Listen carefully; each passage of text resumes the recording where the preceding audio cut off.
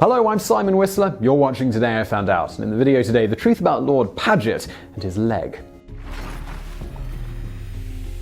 We British, we're a famously stoic people, and notable figures from our history are often portrayed as being impossibly composed.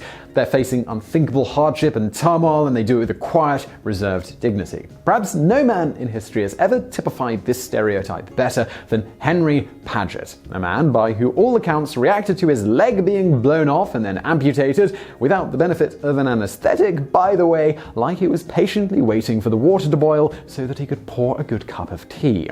Known variously as the first Marquis of Anglesey, the Earl of Uxbridge, or more simply Lord Paget, Henry Paget is an almost mythical figure in British military history, famed for his unflappable demeanor and his fearlessness in battle during the Napoleonic Wars. Prior to the war, he famously courted and eloped and subsequently had 10 children with the wife of the Duke of Wellington's brother. And indeed, this all happened while the pair were still married, which somewhat infuriated the Iron Duke. This ultimately led to a duel with the lady in question's brother, Colonel Henry Cadogan. During the duel, Cadogan fired at Paget but missed. Rather than take careful aim and fire back, as was his right, Paget refused to shoot, and the duel ended. Interestingly enough, 6 years later, Paget was assigned as the Duke of Wellington's second-in-command before the Battle of Waterloo, much to the Duke's chagrin. Nevertheless, during the battle, Paget's performance was nothing short of heroic, reportedly having 8 horses shot from under him, each time calling for another horse and simply soldiering on.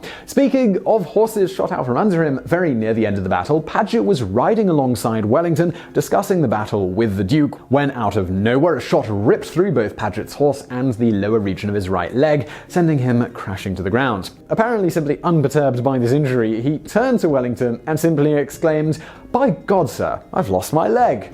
Unfortunately, because it's hilarious and possibly the most stereotypically British way to note that one has suddenly and unexpectedly lost a leg.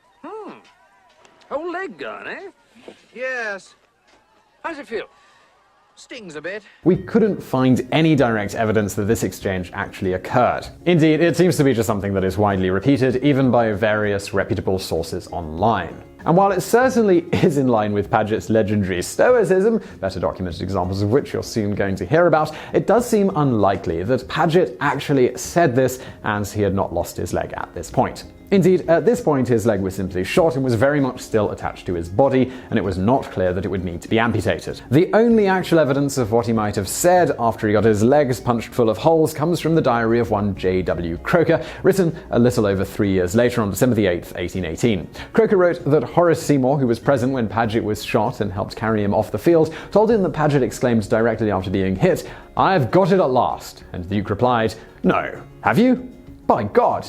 Of course, this itself is somewhat tenuous evidence, but at least has a contemporary source to back it up, unlike the "by God, sir, I've lost my leg" exclamation.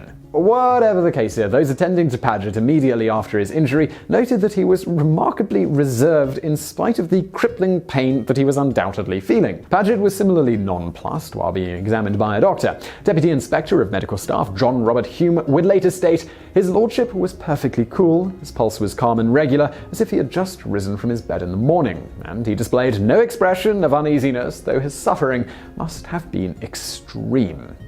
After being informed by Hume that his leg needed to be amputated, Paget simply replied, "Very well, I am ready."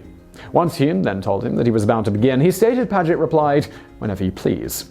Throughout the amputation, which, as we mentioned previously, was conducted without any anaesthetic, Paget lay calmly, and according to Hume, he neither uttered groan or complaint nor gave any sign of impatience or uneasiness. After the amputation was finished and the wound sealed, Hume took measurements of Paget's vitals and was astounded to find that his pulse was still a calm and collected 66 beats per minute, and his skin was perfectly cool. This indeed led Hume to later recall, so far was he from exhibiting any symptoms of what he had undergone in his countenance that I am quite certain had anyone entered the room, they would have inquired of him where the wounded man was. Indeed, according to Lieutenant General Richard Hussey Vivian, who commanded the 6th Brigade of Paget's Cavalry Division, very shortly after the leg was removed, Vivian entered to find Paget rather collected.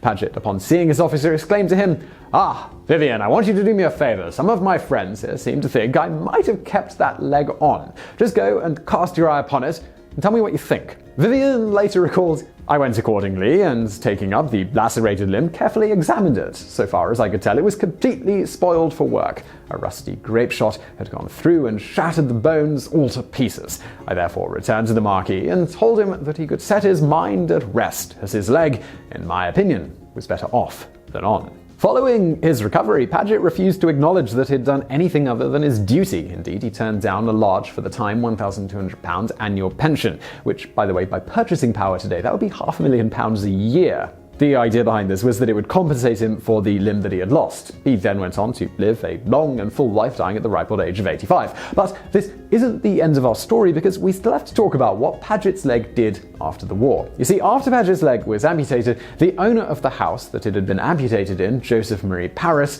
asked the Lord if he could bury it in his garden. Paget, seeing no use for the ruined limb anymore, gave Paris permission to do as he wished with the appendage. Paris, true to his word, buried it in his garden, marking its final resting place with a large tombstone bearing a flowery epitaph that read, "Here lies the leg of the illustrious and valiant Earl Uxbridge, Lieutenant Commander of His Britannic Majesty, Commander-in-Chief of the English, Belgian and Dutch cavalry, wounded on the 18th of June, 1815, at the memorable Battle of Waterloo, who, by his heroism, assisted in the triumph of the cause of mankind, gloriously decided by the resounding victory of the said day." The grave eventually became something of a tourist attraction, the profile of which was raised considerably when notable figures like the Prince of Orange and the King of Prussia visited it. Then, after a storm tore up a large portion of Paris's garden in the late 19th century, exposing the bones of the leg to the elements, Paris's descendants put the remains on display and began charging people to see them as part of a museum. Upon discovering that the bones were now on display in 1878, Paget's son demanded that the remains be returned to England. The Paris family agreed if the Paget family paid them to compensate them for the loss of the attraction. The Paget family, well, they refused. They then used the full might of their family influence to get their way, at one point convincing the British government to threaten to cut off all trade with Belgium if the remains of the leg weren't returned. Eventually, the Belgian Minister of Justice intervened, citing an ordinance that stated all human remains must be interred in a cemetery. He then ordered the bones to be buried in such a place. Now, what happens after this is actually pretty unknown, because documented evidence is pretty scant. In truth, there are two possible accounts. One, that the bones were indeed buried in a cemetery as ordered. Alternatively, it's also widely stated that the curator of the museum took the bones and hid them in his attic. In 1934, his widow supposedly found them, and remembering the threats issued against her family last time they were uncovered, she simply ordered a maid to dispose of them in the furnace.